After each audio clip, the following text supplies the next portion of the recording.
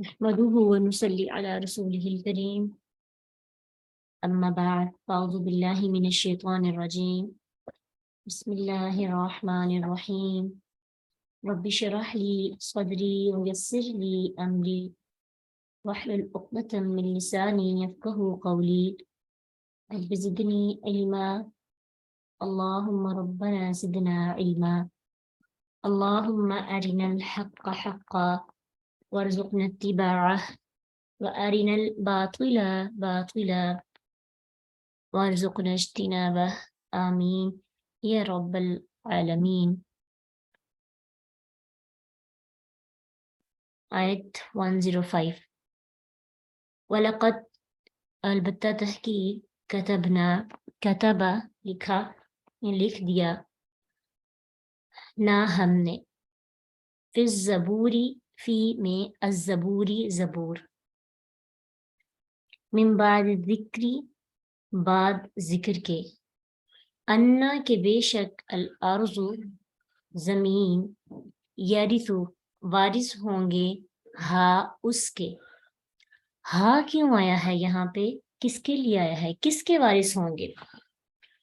آپ میں سے کوئی بتا سکتے ہیں؟ ہا جو ہے وہ کس کے لیے آیا ہے؟ الارض یرثھا، عرض کے لیے، اور عرض تو مونس نہیں ہے نا، مونس کی تو کوئی علامت نہیں ہے اس کے اندر، تو کیسے پتا چلے گا کہ یہ ہاں جو ہے زمین کے لیے؟ زمین الارض سمائی، مونس سمائی جو ہے وہ عرض۔ عبادیہ عباد بندے، اور یا جو لاسٹ پہ ہے اس کا ہوتا ہے میرے، ٹھیک ہے۔ عربی زبان کے ایک بات آپ یاد رکھ لیں کہ جو یا ہوتی ہے نا، یا متکلم، عموماً یہ جو لاسٹ پہ لگی ہوتی ہے اس کا مطلب ہوتا ہے یہ جو ہے میرے، عبادیہ میرے بندے، الصالحون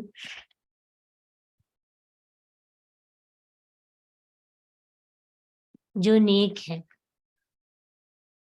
ٹھیک ہے۔ اب اس کی تفصیل دیکھتے ہیں۔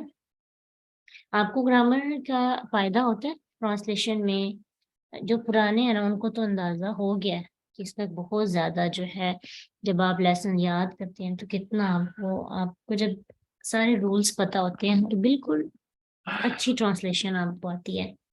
جو نئے ہیں نا ان کو بھی فائدہ ہونا چاہیے، احساس ہونا چاہیے کہ کتنی ضروری ہے، خاص طور پہ پروناؤنس کا پتہ چل جائے تو پورا مفہوم سمجھ آ جاتا ہے۔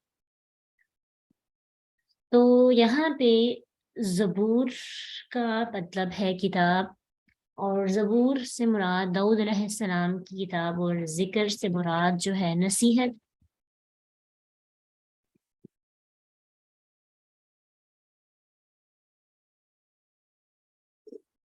اور اللہ تعالیٰ نے یہ بات بتائی کہ زبور میں یہ بات لکھی گئی ہے کہ زمین کے وارث کون ہوں گے؟ نیک بندے ہوں گے، یا جن کو زمین دی جائے گی وہ نیک بندے ہوں گے۔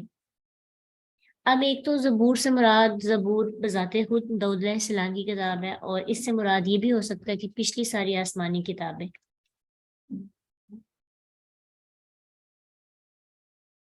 اور ذکر سے مراد لوح محفوظ، یعنی یہ بات لوح محفوظ کے بعد باقی کتابوں میں بھی لکھی جا چکی ہے کہ زمین کے وارث نیک لوگ ہوں گے۔ اب یہاں پہ زمین کے وارث نیک لوگ ہوں گے، اس کو دیکھتے ہیں، اس آیت کو ہم کیسے سمجھیں گے؟ آپ خود سوچیں کہ ابھی تو دیکھیں نا، ابھی جب وراثت تقسیم ہوتی ہے تو یہاں پہ دنیا میں رہنے والے لوگ نیک بھی ہوتے ہیں بد بھی ہوتے ہیں، زمین پہ رہنے والے لوگ صرف نیک ہی تو نہیں۔ اگر ہم اس آیت کو بس اوپر اوپر سے سمجھیں گے زمین کے وارث نیک لوگ ہوتے ہیں، پھر آپ سوچیں گے کہ اینڈ پہ قیامت کے نزدیک بس نیک لوگ رہ جائیں گے اور زمین ساری ان کی ہوگی، ایسا تو نہیں۔ ابھی ریسنٹلی ہم نے یہ حدیث پڑھی کہ اینڈ پہ جو لوگ ہوں گے وہ گنہگار ہوں گے، سارے نیک لوگ فوت ہو جائیں گے، آخر میں زمین جن کے قبضے میں ہوگی جو ہوں گے وہ ایسے لوگ ہوں گے جن کی رسی اللہ نے دراز کی ہوگی، اور ان کو جو ہے ہر طرح کی نعمتیں دی جائیں گی، اور وہ گناہوں میں اور ملوث ہوتے جائیں گے۔ تو اب اس آیت سے مراد کیا ہے؟ پچھلی آیت ہے نا، اس سیاق و سباق سے ہم اس کو سمجھنے کی کوشش کرتے ہیں پیچھے جو آیت میں کل میں پڑھا تھا کہ جو اللہ تعالیٰ ہیں وہ قیامت کے دن اللہ کے ہاتھ میں، اللہ کی مٹھی میں زمین اور آسمان آ جائیں گے. یہ آیت ہم جو ہے ابھی اس سے پچھلی جو آیت ہے نا اس کے اندر ہم نے یہی پڑھا تھا یوم نطوی السماء.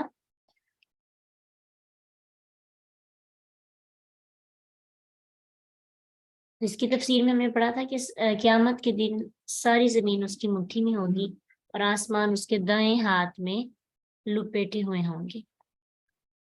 تو یہاں پہ بات واقعی ہی کس کی ہو رہی ہے؟ جنت کی بات ہو رہی ہے. یعنی جب ساری زمین اکٹھی ہو جائے گی اور اکٹھی ہونے کے بعد جب اللہ کی قبضہ قدرت میں، اللہ کی مٹھی میں آ جائے گی تو اللہ تعالیٰ وہ زمین گفٹ کس کو دیں گے؟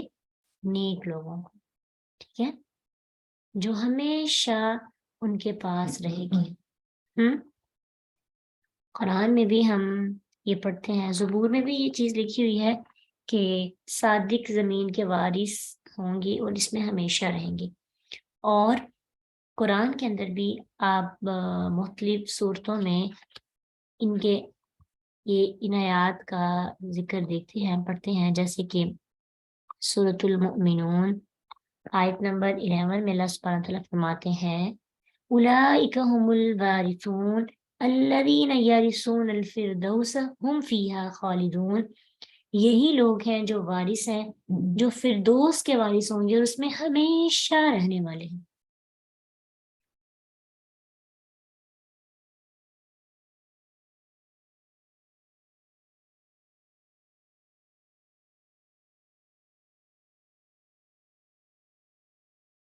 ٹھیک ہے، اس کے بعد سورہ زمر آیت 74 میں اللہ سبحانہ تعالیٰ فرماتے ہیں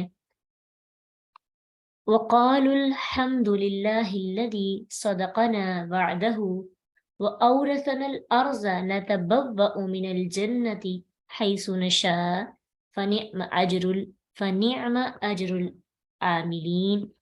اور وہ جنتی کہیں گے سب تعریفیں اللہ کے لیے ہیں جس نے ہم سے اپنا وعدہ سچا کیا اور ہمیں اس زمین کا وارث بنا دیا کہ ہم جنت میں جہاں چاہے رہیں. اور پھر کیا خوب بدلہ ہے عمل کرنے والوں کا. تو اس سے ہمیں کیا بات سمجھ میں آتی ہے کہ یہ جو اللہ سبحانہ تعالیٰ نے قرآن میں کہا ان الارض یرثها عبادی الصالحون، اس سے مراد یہ مت سوچیں کہ دنیا کی زمینوں کے وارث نیک لوگ بن جائیں گے. نیک لوگوں کے پاس دنیا کی زمین بھی ہوگی، وہ نعمت تو بڑی چھوٹی ہوتی ہے. ایسے بھی تو ہوں گے نا، بہت سے نیک لوگ ہوتے ہیں جن کو ملک سے نکال دیا جاتا ہے، جن کو در در کی ٹھوکریں کھانی پڑتی ہیں.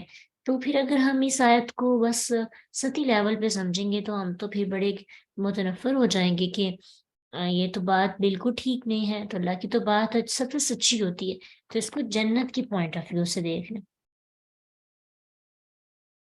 ٹھیک ہے، تو زبور اور قرآن دونوں سے میں یہ بات پتہ چلتی ہے کہ جو زمین کی وراثت ہے یعنی جنت، وہ انعام کے طور پر صالحین کو دی جائے گی اور وہ اس میں ہمیشہ رہیں گے اور وہ عارضی نہیں ہوگی.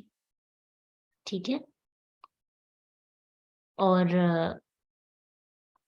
سورۃ اعراف 128 میں بھی موسیٰ علیہ السلام کے بارے میں آتا ہے کہ موسیٰ علیہ السلام نے اپنی قوم سے کہا کہ اللہ سے مدد مانگو اور صبر کرو، بے شک زمین اللہ کی ہے جو اپنے بندوں میں سے جسے چاہے اس کا وارث بنا دے اور انجام پرہیزگاروں کا ہی اچھا ہوتا ہے. پھر موسیٰ علیہ السلام کے ماننے والوں سے کہا اے موسیٰ جب تو نہیں آیا تھا تو ہمیں تکلیفیں دی جاتی تھی، اب تمہارا رب تو آ گیا پھر بھی ہمیں تکلیفیں دی جا رہی ہیں. تو موسیٰ علیہ السلام نے کہا تمہارا رب بہت جلدی تمہارے دشمنوں کو ہلاک کر دے گا اور اس کی بجائے تمہیں اس زمین کا مالک بنا دے گا، پھر دیکھے گا کہ تم کیا کرتے ہو، کون سا عمل کرتے ہو. تو اس زمین کی جو وراثت ہے وہ نیکی اور بدی پر موقوف نہیں ہے اور نہ ہی یہ ہمیشہ رہنے والی ہے. اس زمین کی جو دنیا کی زمین کی وراثت ہے نا، یہ بدلتی رہتی ہے، کبھی دشمنوں کے پاس چلے جاتی ہے، کبھی ہمارے پاس آ جاتی ہے. तिलकल अय्यामु नुदाविलुहा बैनन्नास। सो ताल इमरान आयत 140 में अल्लाह सुब्हानहू तआला फरमाते हैं, और ये तो दिन है जो बदलते रहते हैं। कभी किसी के पास जीत की सीट चले जाती है, कभी किसी के बाद बारी बदलती रहती है, ठीक है। लेकिन अल्लाह का वादा मुस्लिम और सही मोमिन से ये है कि दुनिया में भी आखिर वही गालिब रहेंगे। हाँ, दुनिया में ऐसा होता है कि कभी जीत आके कभी उनकी, लेकिन लास्ट पे जो गालिब होंगे, यानी जिनको अल्लाह ताला फतह देंगे, वो कौन से लोग हैं? व अंतुमुल आलौना इन कुंतुम मुमिनीन, तुम ही गालिब हो अगर तुम मोमिन हो, ठीक है। तो ये अपने माइंड में ये बात रखनी है कि हमें इस आयत की समझ आनी चाहिए कि सबसे पहले इस आयत का मतलब दुनिया की जमीन नहीं है। ये कौन सी जमीन है? आखिरत की, जन्नत की। जब सारी जमीनें इकट्ठी हो जाएंगी तो अल्लाह जमीनें गिफ्ट्स करेंगे, जमीन आसमान सब इकट्ठे हो जाएंगे। अल्लाह के पास बहुत ज्यादा जगह है। अल्लाह ताला बहुत बड़ी बड़ी जन्नतें लोगों को अता करेंगे। और फिर अगर जमीन की, दुनिया की जमीन की बात की जाए तो दुनिया की जमीन के वारिस कभी अच्छे लोग हो जाते हैं, कभी बुरे लोग हो जाते हैं। ये इसका ताल्लुक नेकी और बदी पर नहीं है, ठीक है। और इसके बावजूद एक और बात जहन में रखनी है कि जो लोग मोमिन होते हैं ना, तो फतह अल्लाह ताला उनको अता जरूर करते हैं। ये अल्लाह का वादा है, व अंतुमुल आलौना इन कुंतुम मुमिनीन। इसी तरह सूरत नूर आयत 55 में भी अल्लाह सुब्हानहू व तआला फरमाते हैं कि वअदल्लाहुल्लज़ीना आमनू मिनकुम व अमिलुस्सॉलिहाति, कि अल्लाह ताला ने उन लोगों से जो तुम में से ईमान लाए और इन्होंने नेक अमल किए, तो अल्लाह ने उनसे वादा किया है कि इन्हें जमीन में जरूर जानशीनी अता करेंगे, जिस तरह उन लोगों को अल्लाह ने जानशीन बनाया जो उनसे पहले थे, और इनके लिए इनके इस दीन को जरूर ही इक़्तिदार देंगे जिसे इसने उनके लिए पसंद किया। हर सूरत अल्लाह ताला उन्हें उनके खौफ के बदले अमन अता करेंगे। लेकिन एक बात याद रखें, या बुदूननी ला युशरिकून बी शैआ, कि वो मेरी इबादत करेंगे, मेरे साथ किसी चीज को शरीक ना ठहराएंगे। वमन कफरा बाद ज़ालिका फउलाइका हुमुल फासिकून, और जिसने कुफर के बाद नाफरमानी की, तो फिर जिसने इसके बाद कुफर किया, असल में वही फासिक और नाफरमान है। फिर इस तरह एक अ, हदीस में भी आता है, सैयदना सुबान रजी अल्लाह अन्हु बयान करते हैं कि नबी सल्लल्लाहु अलैहि वसल्लम ने फरमाया कि बेशक अल्लाह ताला ने मेरे लिए ज़मीन को लपेटा और मैंने उसकी मशरिकों और मगरिबों को देखा, और कहा बेशक मेरी उम्मत की अमलदारी वहां तक पहुंचेगी जहां तक उसे मेरे लिए लपेटा गया है, और मुझे सुर्ख और सफेद सोना चांदी 2 खजाने दिए गए हैं। और ऐसा अल्लाह के नबी की पेशेन गोई दुनिया ने देखी भी, कि जब तक मुसलमान कुरान और हदीस को थामे रखे और उन्होंने उस पर अमल किया, मुसलमानों ने बहुत जल्द मशरिक और मगरिब को फतह कर लिया और उनके मालिक बन गए। जब तक लोग ईमान और अमल सालिह करते रहे, उनको फतहें मिलती रही। लेकिन जब से मुसलमानों ने अमल को छोड़ दिया, जब से मुसलमानों ने कुरान पर तदब्बुर करना, कुरान पे अमल करना, कुरान की बात को समझना, कुरान और हदीस को अपनी जिंदगी के अंदर ऐड करना छोड़ दिया है, तो क्या हुआ कि अल्लाह सुब्हानहू तआला ने उनसे ये वाली जो उनको एक सीट दी थी, वो उनसे वापस ले ली। मुसलमान ऐशो इशरत में पड़ गए हैं, तो अल्लाह ताला ने इन पर इनके दुश्मनों को मुसल्लत कर दिया है। आज मुसलमानों पर कौन हुकूमत कर रहा है? नॉन मुस्लिम्स की हुकूमत है ना, हर बात उनसे पूछ कर की जाती है। तो ये क्यों हुआ? अमल की कमी की वजह से। अगर हम बाअमल होते तो आज हमारी हुकूमत क्या होती? दूसरों पर होती। तो ये एक अल्लाह ताला का एक कानून है। हम भी अपनी पर्सनल लाइफ के अंदर इंफरादी तौर पर अगर हम देखते हैं,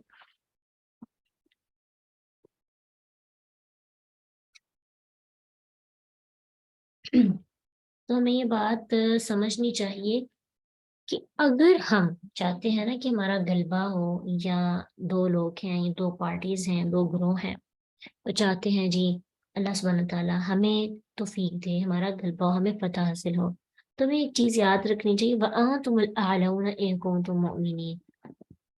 اللہ غلبہ ضرور دیں گے، غالب ضرور کریں گے اگر ہم ایمان والے ہیں۔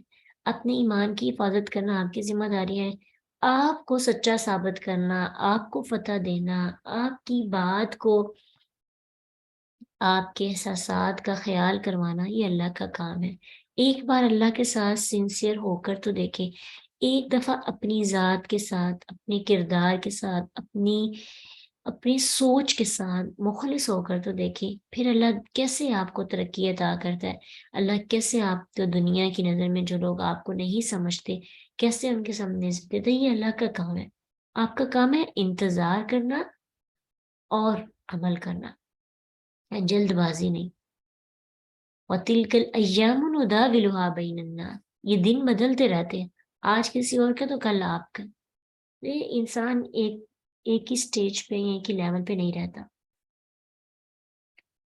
تو اس آیت سے کچھ لوگوں نے یہ بھی سمجھنا شروع کر دیا کہ شاید جن کو زمینیں ملی ہیں، جو زمین کے وارث بنے ہیں، وہ صالح لوگ ہیں۔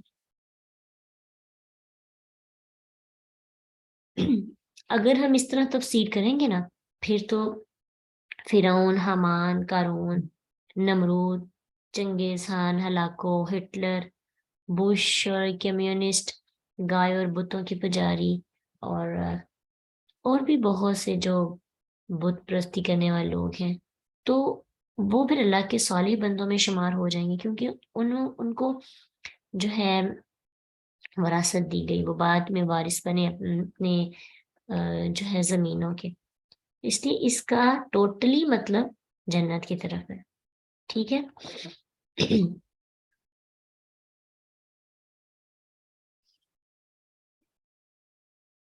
ان بے شک فی ہذا، اس میں، لبلاغن، ایک بہت بڑی خبر ہے، البتہ بہت بڑی خبر ہے، لقوم، اس قوم کے لیے، عابدین، جو عبادت گزار ہے۔ یعنی اس قرآن میں، اس صورت میں، یہ بھی کہہ سکتے ہیں اس قرآن میں یا پھر اس صورت میں، توحید، آخرت، انبیاء کے واقعات، اور پھر اسی طرح جو دوسرے مضامین بیان کیے گئے ہیں، ٹھیک ہے، تو ان میں اللہ تعالیٰ نے ایک بہت بڑا پیغام دیا۔ تو جو لوگ اللہ تعالیٰ کی عبادت کرنے والے، اللہ کے غلام ہیں، اللہ کے سامنے اپنے آپ کو سرنڈر کرنے والے ہیں، خبر ان کے لیے ہے، سمجھ ان کو آتی ہے، جو عاجز ہو جاتے ہیں، جو لوگ اللہ کی عبادت ہی نہیں کرنا چاہتے، اور ان کے نفس نے ان پر اتنا حملہ کیا ہوا ہے، اور شیطان نے ان پر اتنا حملہ کیا ہوا ہے کہ وہ اپنے کمفرٹ زون سے نکلتے ہی نہیں، تو پھر وہ کبھی بھی اس بات کو نہیں سمجھیں گے۔ اللہ کے قرآن کے لیے آپ کو انکمفرٹیبل ہونا پڑے گا، کس اعتبار سے؟ اپنی جو ہم مستیوں میں مغن ہوتے ہیں نا، ایک کمفرٹ زون میں بس جو آسان آسان کام ہے وہ کر لیتے ہیں، تو اللہ کی محبت کے لیے آپ کو اس زون سے نکلنا پڑے گا، قربانیاں دینی پڑیں گی، بہت سے ایسے کام کرہن کرنے پڑیں گے جس پہ آپ کا دل راضی نہیں ہوتا، نفس کی پیروی کو روکنا پڑے گا، پھر ہی باتوں کی سمجھ آئے گی۔ اگر آپ میں سے کسی کو یہی قرآن بور کرتا ہے، اگر آپ میں سے کسی کو اس قرآن کے تدبر کی سمجھ نہیں آتی، اور آپ کہتے ہیں یہ کیا باتیں، اوپر اوپر باتیں ہیں، یہ تو ہم خود بھی کر لیتے ہیں یا سمجھ لیتے ہیں، تو سمجھیں کہ قرآن کو جس نظر اور جس سوچ کے ساتھ لینا چاہیے، وہ بھی سوچ پیدا نہیں ہوئی، اس کو پیدا کرنا ہے، کیونکہ اس سے محبت کرنے والے اس کے ایک ایک لفظ کو اپنے لیے ایک پیغام سمجھتے ہیں، وہ اس کے چھوٹے سے ورڈ کے اندر اتنے کھو جاتے ہیں کہ وہ اپنی زندگی کے ساتھ ریلیٹ کرنے لگتے ہیں۔ ان فی ھذا لبلاغا لقوم عابدین، کہ جو اللہ کی عبادت گزار عاجز بندے ہیں، جو قربانیاں دینے والے ہیں، جو سیکریفائس کرتے ہیں خود کو اللہ تعالیٰ کی رضا کے لیے، تو پھر انہیں کو روشنی حاصل ہوتی۔ جو بندہ اندھا ہے، چراغ بھی اس کو روشنی نہیں دے سکتا، تو آپ کو اس نور سے روشنی حاصل کرنے کے لیے، نور کی روشنی سے منور ہونے کے لیے آنکھیں کھولنی پڑیں گی۔ وما، اور نہیں، ارسلنا، بھیجا ہم نے آپ کو، الا، مگر، رحمتن، رحمت بنا کر، للعالمین، تمام جہان والوں کے لیے۔ اب نبی صلی اللہ علیہ وسلم کی زندگی میں اس دنیا کے اندر آنے کا مقصد، اس میں تھوڑا سا آپ نے سمجھنا ہے کہ ابھی تک ہم نے اس آیت کو نا ایک ہی پہلو سے سمجھا ہے کہ اللہ تعالیٰ نے نبی صلی اللہ علیہ وسلم کو رحمت بنا کر بھیجا۔ یہ والا میننگ بھی بالکل ٹھیک ہے کہ آپ صلی اللہ علیہ وسلم کو اس حال میں بھیجا کہ آپ کی ذات تمام جانوں کے لیے سراسر رحمت ہے، جیسا کہ سورۃ توبہ کے اندر بھی آیت 128 میں اللہ سبحانہ تعالیٰ فرماتے ہیں وَبِالْمُؤْمِنِينَ رَءُوفٌ رَحِيمٌ، کہ مومنوں پر بہت رحم کرنے والے اور شفقت کرنے والے ہیں۔ کون؟ نبی صلی اللہ علیہ وسلم۔ ٹھیک ہے، پھر اسی طرح سورۃ توبہ آیت 61 میں بھی اللہ سبحانہ تعالیٰ فرماتے ہیں وَرَحْمَةٌ لِّلَّذِينَ آمَنُوا مِنكُمْ، ان کے لیے ایک رحمت ہے جو تم میں سے ایمان لائے۔ تو آپ صلی اللہ علیہ وسلم کفار کے لیے بھی دنیا میں سراسر رحمت ہے۔ کیوں؟ آپ کی وجہ سے وہ دنیا میں پہلی قوموں جیسے عذابوں میں مبتلا نہیں ہوں گے۔ پہلی قوموں میں کتنے شکلیں بدل جاتی تھی، زمین میں دنس جاتے تھے۔ ٹھیک ہے، آپ کی شریعت کے اندر آپ نے اللہ سے دعا کی تھی نا کہ اجتماعی عذاب سے میری امت کو بچانا، تو نبی صلی اللہ علیہ وسلم کی رحمت کی وجہ سے ان کے وجود کو رحمت قرار دیا گیا، اس کی وجہ سے مسلمانوں کو تو بہت زیادہ نعمتیں اور سکون ملتا ہے، لیکن آپ صلی اللہ علیہ وسلم کی دعا کی وجہ سے کافر لوگ بھی برے اور بڑے عذاب سے بچ گئے ہیں۔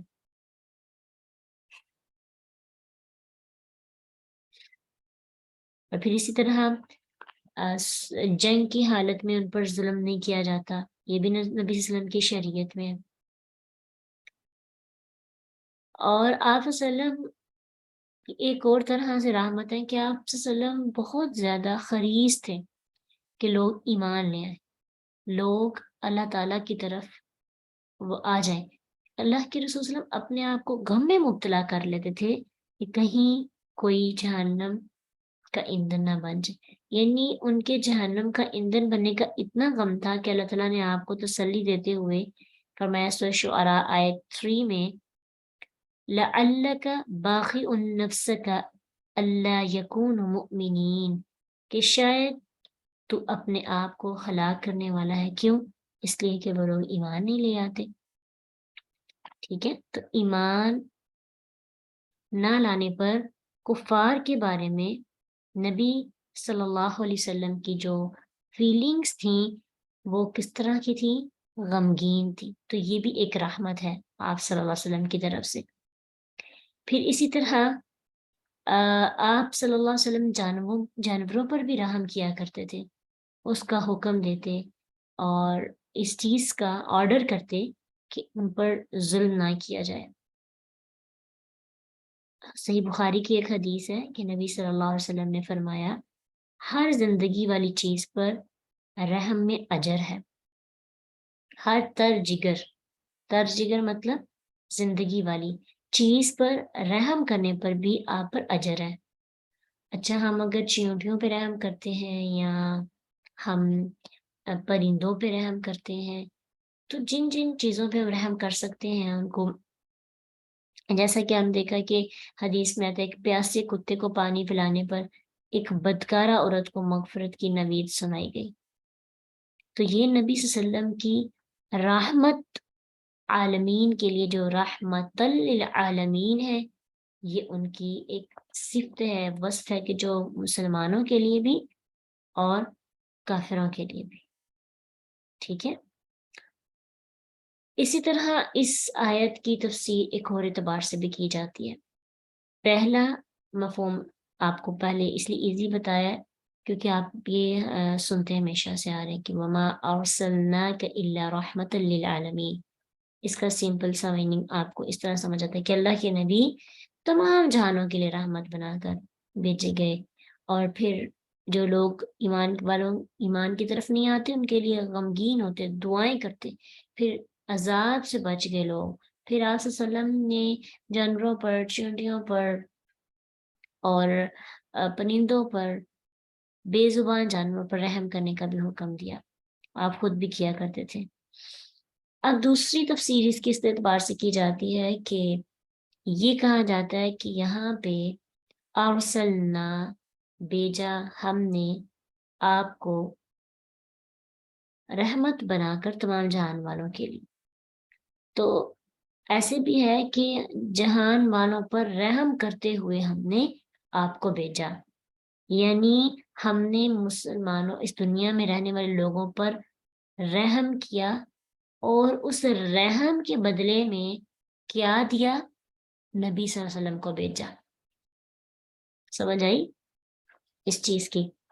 اس کا ترجمہ اس طرح بھی کیا جاتا ہے کہ ہم نے تجھے نہیں بھیجا مگر جہانوں پر مہربانی کی وجہ سے۔ یہ گرامیٹیکل چیز ہے سمجھنے کی، مفعول لہو کی، تو وہ آپ کو سمجھنی ہی یعنی کیونکہ آپ نے وہ ٹاپک نہیں پڑھا، اس لیے اس کا یوں یاد رکھیں کہ اس کی ٹرانسلیشن اس طرح سے بھی ہو سکتی ہے گرامر کے اعتبار سے، کہ آپ صلی اللہ علیہ وسلم کو اس دنیا میں آپ کو نہیں بھیجا مگر اس دنیا پر رحم کرتے ہوئے، یعنی اللہ سبحانہ تعالیٰ نے اس دنیا پر رحم کیا، جیسے اللہ کی بہت سی رحمتیں ہیں، اور ان میں سے ایک رحمت یہ بھی ہے کہ نبی صلی اللہ علیہ وسلم کو اس دنیا میں نبی بنا کر بھیجا۔ ٹھیک ہے، یعنی اس آیت کے اندر دو آپ سمجھیں کہ مفعول اور فعل، اس میں فعل کا اور مفعول لہو کا فاعل ایک ہی ہے، وہ کیا ہے؟ اللہ۔ نہ، ہم نے، اللہ نے بھیجا بھی اور اللہ نے رحم بھی کیا جہان والوں کے لیے۔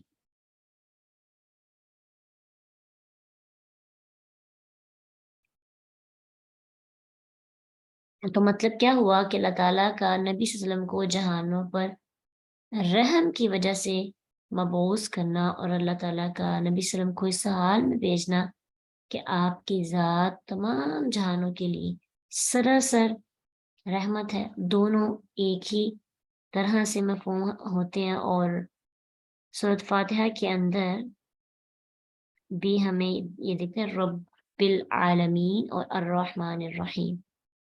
ٹھیک ہے،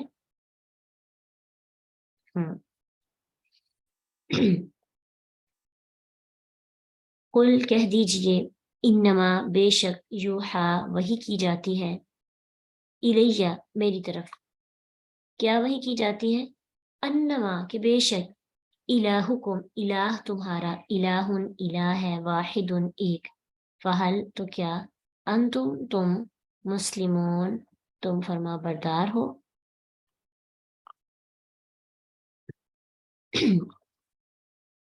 اس آیت میں انما دو دفعہ آیا ہے، ایک انما اور ایک انما، کلمہ حصر، یعنی یوں کہہ سکتے ہیں کہ آپ کہتے ہیں کہ میری طرف صرف یہ وحی ہوتی ہے، مجھے بس یہی باتیں بتائی جاتی ہیں، مجھے صرف یہی کہا جاتا ہے، الہکم الہ واحد، الہ تمہارا الہ ہے ایک ہی، یعنی میری وحی کا جو مرکز ہے وہ توحید ہے۔ آپ نے نا تھوڑا سا غور کیا ہوگا کہ ہم جو صورتیں پڑھ رہے ہیں لاسٹ پہ توحید، سورۃ کہف کے اندر بھی، سورہ مریم کے اندر بھی لاسٹ جو ہے توحید پہ ہوتا ہے۔ تو ابھی جو یہ چیپٹرز چل رہے ہیں نا ہمارے، ان میں زیادہ تر توحید کا ہی درس دیا گیا ہے، سورہ یونس سے لے کے نا، تو ابھی جو صورتیں چل رہی ہیں نا اس میں، ابھی جب آگے پڑھیں گے تو ریزلٹس کے بارے میں پڑھیں گے، جنت اور جہنم کے بارے میں۔ قرآن کے جو پہلے 10 پارے ہیں اس میں زیادہ تر احکامات ہیں، یعنی جو مین شرعی احکامات، شرعی مسائل ہیں نا ان کا ذکر ہے۔ نیکسٹ 11 سے سورہ یونس سے شروع ہو جاتے ہیں توحید کے بارے میں، انبیاء کے واقعات سے توحید کو واضح کیا گیا ہے، اور پھر اگلے جو لاسٹ پارے ہیں اس میں ریزلٹس ہیں کہ اچھا آپ یہ کرو گے تو آپ کو یہ رزلٹ ملے گا، یہ کرو گے تو جنت اور جہنم کا ڈیٹیل میں ذکر ہے. ٹھیک ہے، تو انشاءاللہ مزید اب اس کو وائنڈ اپ کریں گے.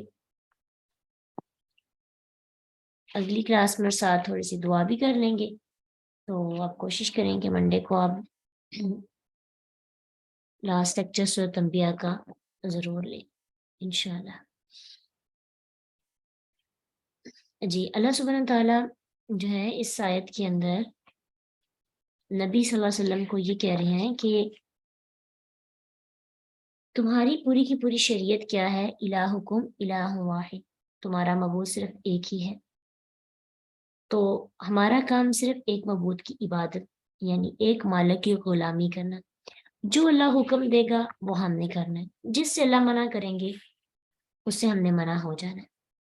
یہی ہے اصل میں اللہ کی عبادت. اللہ کی عبادت کا مطلب یہ نہیں ہے کہ کلمہ پڑھنے کے بعد جو کام آسان لگے وہ کر لیں اور جو مشکل لگے وہ چھوڑ دیں. نہیں، ہر ضرورت اسی سے مانگنی ہے، وہی پوری کر سکتے ہیں. ہر بات اسی کی مانگنی ہے، ماننی ہے. اور انبیاء کی، سب انبیاء کی یہ دعوت رہی. سورۃ انبیاء آیت 25 میں آپ پڑھ کے آئے ہیں، وما ارسلنا من قبلک من رسول الا نوحی الیہ انہ لا الہ الا انا فاعبدون، کہ ہم نے تجھ سے پہلے کوئی رسول نہیں بھیجا مگر اس کی طرف یہ وہی کرتے ہوئے کہ حقیقت میں میرے سوا کوئی معبود نہیں تو تم میری عبادت کرو. تو اس دنیا میں آنے کا مقصد، قرآن پڑھنے کا مقصد، اس ٹائم جا کر بیٹھ کر ایکٹیو ہو کر اپنے قلم چلانے کا مقصد، دماغ کو سوچوں میں الجھانے کا مقصد صرف ایک ہے، عبادت. عبادت بندگی، عاجزی، محبت اور خوف کے ساتھ اللہ کے سامنے عاجز ہونا، یہ ہے عبادت اور اللہ کی ماننا. ٹھیک ہے، تو اپنے نفس کے الہ کو ختم کر کے ہی ہم اللہ کو الہ مان سکتے ہیں اور شیطان سے بچ کر. ٹھیک ہے، تو اصل زندگی یہ ہے. یہ جو آیت ہے نا، انما الہکم الہ واحد، اس آیت کی اگر ہمیں سمجھ آ جائے تو ہم نفس کے حملے سے بھی بچ سکتے ہیں اور شیطان کے حملے سے بھی، کہ الہ ایک ہی ہے. لاسٹ پہ استفہامیہ انداز میں پوچھا فہل انتم مسلمون، کیا تم مسلمان نہیں؟ تو کیا تم فرما بردار ہو؟ سورت بقرہ آیت 31 میں بھی اللہ سبحانہ تعالیٰ فرماتے ہیں نا ابراہیم علیہ السلام کے بارے میں، اذ قال له ربه اسلم، جب اس کے رب نے کہا فرما بردار ہو جاؤ تو اس نے کیا کہا؟ قال اسلمت لرب العالمین. ابراہیم علیہ السلام تو بہت زیادہ خوبصورت، یہاں سے بہت اللہ کے پیارے دوست تھے کہ جو اللہ نے کہتے اللہ وہ ویسے کر لیتے. اللہ نے کہا ابراہیم ایسے کر لیں، ابراہیم نے ویسے کیا. بیٹا ذبح کیا کرنا ہے کر دو. بیوی کو صحرا میں چھوڑا، پوچھا ہی نہیں اللہ کیوں چھوڑ کیا، چھوڑ کے آگے جو اللہ نے کہا ابراہیم علیہ السلام کرتے گئے. اسی لیے تو اللہ نے ان کو اپنا خلیل کہا. اور جب کہا ابراہیم فرما بردار ہو جاؤ تو کہا قال اسلمت لرب العالمین، یا اللہ میں تیرے لیے جہانوں کے رب کے لیے فرما بردار ہو گیا. تو یہی چیز ہے جو ہمیں چاہیے، ہمارے اندر پیدا ہونی چاہیے کہ مکمل طور پر خود کو اللہ کے ثبوت کر دینا، یعنی انتہا درجے کی محبت اور اس کے لیے انتہا درجے کی عاجزی چاہیے، پوری طرح اس کا بندہ اور غلام بن جانا. اسلام یعنی اپنے آپ کو مکمل طور پر اس کے ثبوت کرنا اور اپنی مرضی چھوڑ کر صرف اللہ کی مرضی پر چلنا، یہ ہے عبادت. آپ کی اپنی مرضی نہیں کوئی بھی ہونی چاہیے، اللہ کی مرضی. میرا سونا اللہ کے لیے، میرا اٹھنا اللہ کے لیے، کھانا اللہ کے لیے، پینا اللہ کے لیے، پہننا اوڑھنا. ہم دنیا کے کام تو کرتے ہیں لیکن جب ہمارے ذہن میں اللہ آ جاتا ہے نا، اللہ کے حوالے سے جب ہم کام کرتے ہیں تو ہمارا صبح جاگنے سے لے کر رات سونے تک سارے کام جو ہیں اللہ کے لیے ہوتے ہیں. بس اپنی سوچ کو تھوڑا سا چینج کرنا ہے انشاءاللہ. ٹھیک ہے، جیسے سورۃ نام بالکل ان صلاتی و نسکی و محیای و مماتی للہ رب العالمین، کہ میری نماز کہہ دو، کہ بے شک میری نماز اور میری قربانی، میری زندگی، میری موت اللہ کے لیے ہے، جو جہانوں کا رب ہے، اس کا کوئی شریک نہیں۔ مجھے اس چیز کا حکم دیا گیا ہے کہ میں اسی کی فرما برداری کروں، ٹھیک ہے؟ اس میں حکم ماننے والوں میں سے سب سے پہلے میں فرما بردار ہو جاؤں۔ انشاءاللہ فرما برداری ہم نے بھی کرنی ہے، ہمیں بھی حکم دیا گیا ہے۔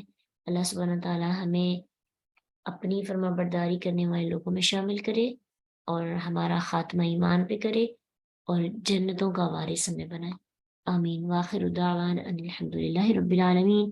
سبحانک اللہم وبحمدک، نشہد ان لا الہ الا انت، نستغفرک ونتوب الیک۔ السلام علیکم ورحمۃ اللہ وبرکاتہ۔